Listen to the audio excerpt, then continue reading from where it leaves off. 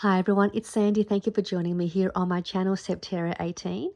I want to also welcome my new subscribers here to my channel as well, and thank you for enjoying watching my videos. So I wanted to do a video and share with you my 5 essential crafting tools and my 5 essential crafting supplies that I used for my projects. And these essential tools and craft supplies are generally mostly what I use in most of my videos that you see. And so if you're new to paper crafting or wanting to start somewhere and you don't know what to purchase first to get you started, I would say these are probably the basic and essential supplies that you need, and they will go a long way for any of your projects. Um, Especially when you do go to a craft store or to a craft fair, there is so much to choose from, and there's such a huge selection of craft supplies, and sometimes you just don't know what to get or what they're used for. But I think to get you started, or just what you just really need at the moment, what I'm going to share with you, and some of the products might be a little bit expensive to purchase, especially here in Sydney, Australia. Our crafting tools and all our crafting supplies here that we purchase are quite expensive, but they are they are a good investment and they do go a long way. So I'm going to share with you my first out of my 5 essential crafting tools that which is something that is good to have, and it is the Martha Stewart scoreboard, and this is a 12 by 12 size scoreboard, so it will fit your 12 by 12 papers or anything less. And it also comes with a scoring tool, and this can also be used as a bone folder as well, so you could burnish your folds as well, so you don't need to purchase a bone folder. If you want to just use one of these for now, just use this one. This will still work. And it has a little compartment to keep that in place. And then on the back, there is also another scoring tool here, which actually I've got to take it out this way. And this, you can make envelopes with this scoreboard by following this guide here, and it'll tell you the sizes of your envelopes that you could make yourself. So that's a little bonus in there, and it just fits in here. Whoops, I haven't actually used this one, to be honest. So it just goes in there. So that's at the back. So it's actually got a little slot here, if you can see. And you just pull it out that way, and then you put it. It tells you the arrow and where it goes. So I actually haven't used this, to be honest. I use the punch board, but you just place it on here and then you just follow the guide. So there might be a tutorial on how to use this tool on the of the scoreboard, but I don't have the oops, I'm trying to work out how to put this in myself. 1 second, let me just grab this and put that back in. Okay, so this is my number 1 essential craft tool, the Martha Stewart scoreboard. There might be other brands out there that you could purchase that might be a little bit less expensive, but I have had this for, I don't know, maybe 8 years, maybe longer, and so I love this scoreboard. It's a very good buy. And my second one is the paper trimmer.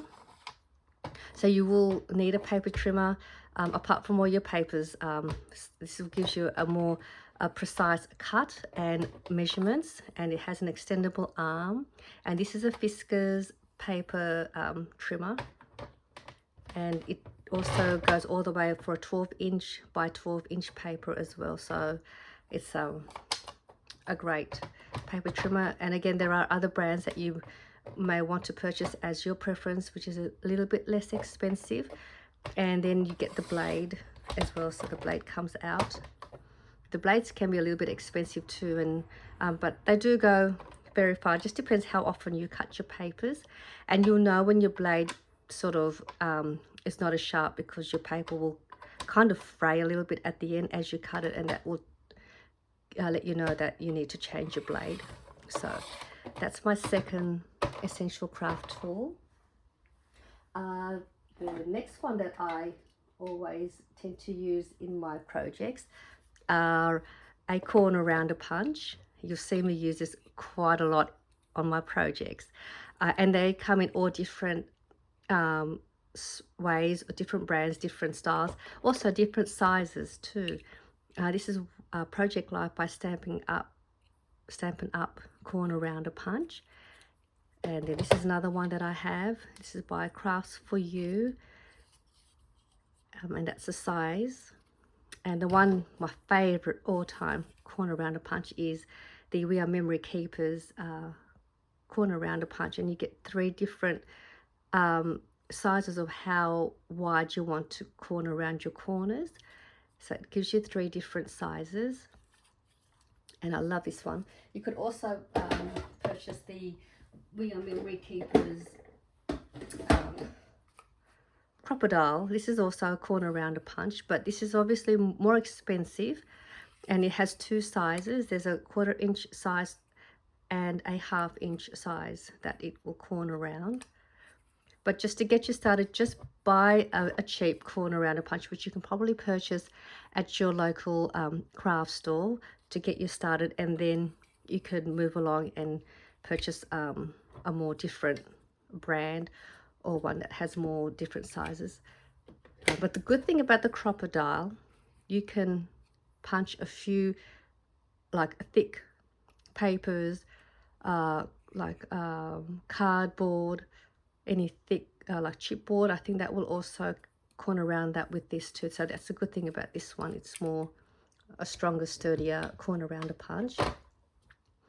So that's my 3rd crafting tool that I use. And the 4th one is a 1-inch circle punch. I know they come in different sizes. You can get the 3/4 inch size, you can get 5/8 of an inch size, but for this size, I think this is a good size to purchase, because you could use this for a lot of projects other than just punching a 1-inch circle. This would be perfect to create a thumb notch for your pockets, or for your journals if you want to create a thumb notch on one of the pages.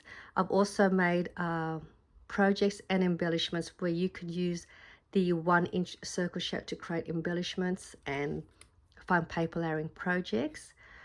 This would make a cute little window on a pocket, just punching a circle out, and then you've got a window to create a little small window pocket. So the 1-inch circle punch, you can do a lot with that size. So I would probably recommend a 1-inch size. You could even make little ticket strips. I don't know if I did do a video where you could make a ticket, like a ticket shape with this. And you could also make tabs, file tabs with these. So a lot of fun little projects with the 1-inch. And my last crafting tool, my 5th essential crafting tool, is a hole punch, paper hole punch. This is just a standard inexpensive one that you can again purchase in your local craft store, just a standard size. But I tend to use the We Are Memory Keepers hole punch because it has 2 different sizes already in the one hole punch. So you get the larger size, which is that size, and you can adjust the depth of how far in you'd like to punch a hole, and that's the other size. And this is great, even just using this one would be great for your tags. You can punch holes for your tags, and to punch holes for closures on your journals or booklets, or it's just handy to have. So I would recommend these 5 essential craft tools, and these are my ones, but everyone is different. Everyone has their own favorite essential crafting tools, but these 5 that you see here are what I use in pretty much most of my projects.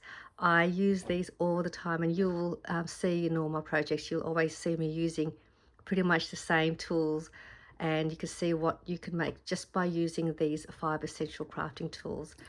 So I'll put this to the side now, and I'll show you my 5 essential craft supplies that I also use with my craft tools for my projects. So obviously the first thing I use, and you see me also with this craft supply, is liquid glue. I do use liquid glue a lot in my projects. I don't use the double-sided tape as much, or the glue gun. I love my liquid glue. So this is a small bottle, and this is the liquid glue that I use, and then I just pour it in a smaller bottle because it's such a large. I buy the big bottles of the craft glue, and it's by Crafter's Choice, and you can only purchase this in Australia, and it's only sold to within Australia as well. But this is the glue that I use, and you can get this from Spotlight, and there is a link down below my video where you could purchase this at Spotlight. But if you're from other parts of the world, you can use Tombow glue. This is the white glue, but it dries clear, and they've also got the blue packaging one, which is the clear glue, and that also dries clear. This is great to use, or any glue that you prefer. Just have some glue, and that's to adhere your papers together. You can use double-sided tape, which is what I'm going to show you as my next essential craft supply. So I do have some double-sided tape, because these do come in handy as well, and they come in different width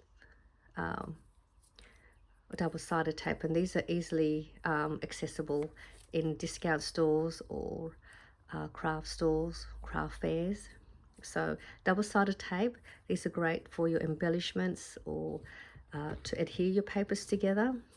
And then I also have the foam dots, or you can have it in a roll. So it's just depending what you want, and they also come in different thickness as well. So this is quite a little bit thicker. Then you've got this one here, which is thinner, and you can get these in full sheets in different size squares or circle shape foam dots.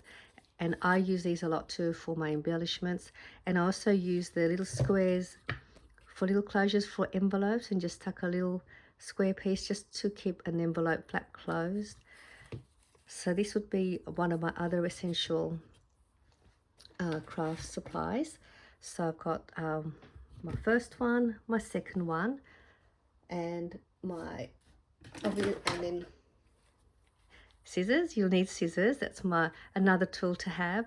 I have a whole range of different scissors, but if you're just starting out, just buy yourself a cheap, good kind of scissors. I started off with a very cheap one from Kmart. I think it was like $5 for a pack of 2, or I think I got mine from a discount store for $3 or something, just to get me started.